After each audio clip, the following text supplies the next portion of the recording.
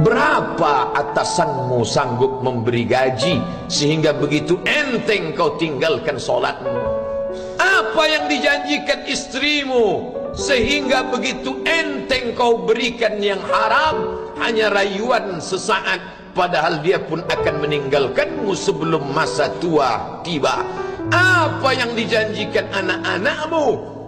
Ayah, kami akan menjagamu di hari tuamu nanti, maka berikan kami yang kami inginkan. Belikan kami rumah yang besar, belikan kami kendaraan yang mewah. Nanti setelah hari tua kami akan menjagamu, kata mereka. Tapi setelah kita tua, dosa-dosa begitu banyak terkumpul, mereka pun meninggalkan kita di panti jompo yang penuh dengan kesunyian, hening, sepi. Suara cucu tak terdengar menangis, karena mereka pun malu mengakui kita sebagai orang tua. Suapkanlah yang haram ke mulut mereka, berikanlah yang batil ke dalam perut mereka. Itu hanya akan menjadi azab di dunia sebelum hari kiamat tiba. Ish masyikta, hiduplah sesuka hatimu. Ish masyikta, apa yang mau kau makan, makanlah. Apa yang akan kau bekerjakan, kerjakanlah. Fa innaka mayyit, tapi ingat, kau akan menjadi mayat, kau akan mati. Semua akan diminta pertanggungjawaban di hadapan Allah Subhanahu wa ta'ala.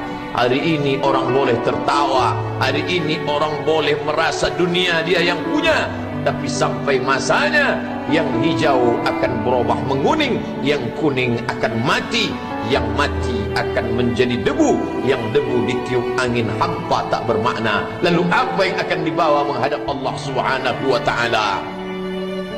Amal saleh. Kalau pernahlah mulut itu membaca sepotong dua potong ayat sebelum berangkat bekerja, kalau sempatlah masuk ke kamar mandi mengambil air wudhu, salat sunat duha sebelum berangkat bekerja, kalau sempatlah ketika duduk dalam suasana santai membuka iPad lalu dibuka Quran digital sambil melihat beberapa ayat merenungkan maknanya mengingat mati, kalau sempatlah mulut mengucapkan subhanallah wa bihamdihi subhanallahil azim, kalau sempatlah anak istri dibawa ke masjid iktikaf mendengarkan pengajian, kalau sempatlah beberapa persen dari pendapatan itu dilimpahkan ke rumah anak yatim panti jompo masjid, kalau sempatlah beberapa meter tanah dibeli untuk pembebasan mendirikan rumah Allah, kalau sempat memberikan beberapa karpet untuk rumah yang selalu ditinggalkan, kalau sempatlah membelikan beberapa kilo beras untuk yatim piatu dan panti jompo,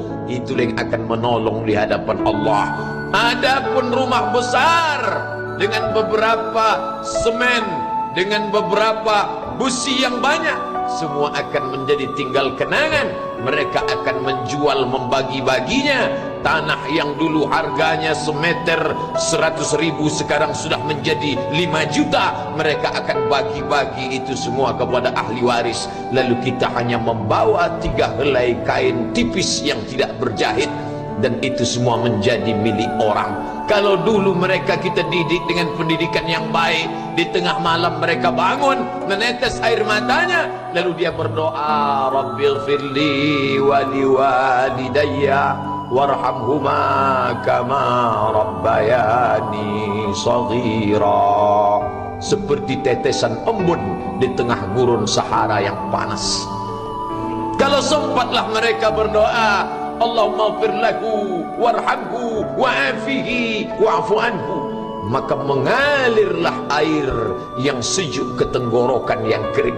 Kalau sempatlah mereka membeli makanan, diundangnya anak yatim, diusapnya kepala, ya Allah, terimalah sedekahku ini untuk almarhum ayahku, almarhumah bundaku.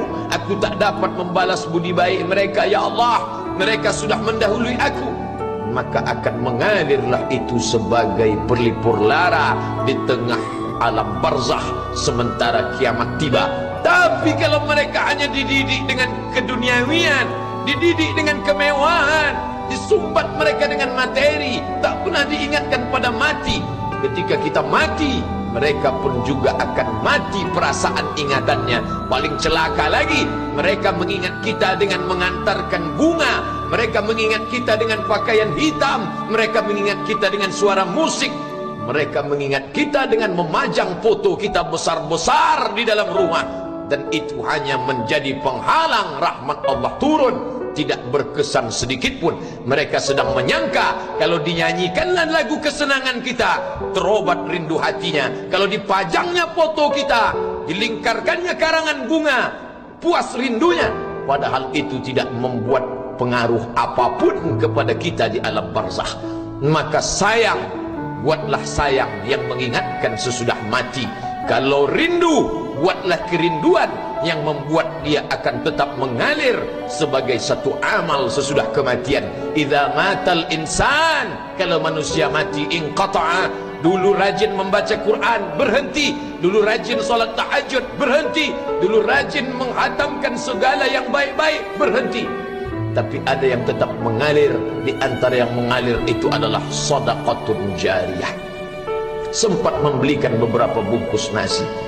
Nampak orang tua di panti jompo menyuap nasi itu, menggeletar tangan mereka karena usia lanjut, menetes air mata. Kita bukan sedang melihat orang tua, kita bukan sedang melihat orang lain. Saat itu kita sedang melihat potret diri kita 30 tahun yang akan datang. Di mana aku 30 tahun akan datang? Surga, kenikmatan yang luar biasa, tapi dia tidak akan dimasuki oleh orang yang biasa-biasa. Solat biasa, baca Quran biasa, zikir biasa, untuk mendapatkan yang luar biasa, maka itu bukan perimbangan ibadah yang fair.